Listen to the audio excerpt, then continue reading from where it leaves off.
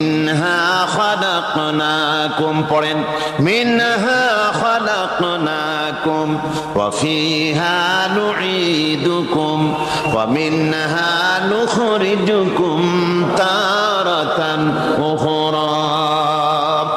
এ বান্দা, এই মাটি দিয়া তোরে তৈরি করা হয়েছিল, এ মাটির ভিতরে রেখে গেলাম, আবার এই মাটি থেকে আল্লাহ রব্বুল আলামিন তোমারে জিন্দা করবেন। কিয়ামতের ময়দানে সকলকে উঠতে হবে সেখানে আল্লাহর দরবারে। আল্লাহ পাক বলছেন, বান্দা কেমনে অস্বীকার করো? ইন কুনতুম ফি রাইবিম মিনাল বা'স ফাইন্না খালাকনাকুম মিন তুরাব। পরকালকে যারা অস্বীকার করো, কিয়ামতে উঠতে হবে, এটাকে কিভাবে অস্বীকার করো? চিন্তা করে দেখো, তুমি নিষ্প্রাণ মাটি ছিলে, সেই মাটি দিয়েই আমি তোমাকে তৈরি করেছি। আবার আল্লাহ পাক মানুষকে আরো বুঝান, কিয়ামত আছে, পরকাল হবে, আল্লাহর দরবারে উঠতে হবে। আলাম ইয়াকুনু ফাতাম মিন মানিজ্জিয়ুমনা, তুমি কি মাতৃগর্ভে নিক্ষিপ্ত এক ফোঁটা পানি ছিলে না?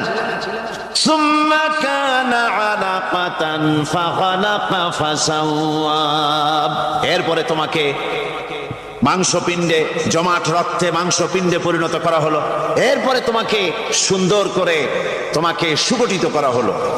ফাজআলা মিনহু যাওজাইনি যাকারা ওয়াল উনসা, এরপরে মাতৃগর্ভের ভিতরে আমি এটাকে পুরুষ বানালাম, কন্যা সন্তান অথবা পুত্র সন্তানে পরিণত করলাম। এইটা যে পেরেছে, যিনি পেরেছেন, আলাইসা যালিকা বিকাদিরিন আলা আইয়ুহিয়াল মাউতা, সে আল্লাহর পক্ষে কি সম্ভব নয় যে তোমার মৃত্যুর পরে তিনি আবার জিন্দা করতে পারবেন? কি বলবেন, কি বলেন, সম্ভব না? তিনি পারবেন না?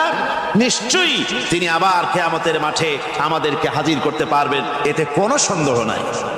আল্লাহ পাক সেই জন্য এখানে বলতেছেন যে ওরা বাল কাযযাবু বিসসাম, ওরা আসলেই পরে কালকে অস্বীকার করেছে। আপনি যে নবী, এতে কোনো সন্দেহ নাই। আপনি খানা খান, আপনি বাজারে যান, এটাই মূল আপত্তির বিষয়।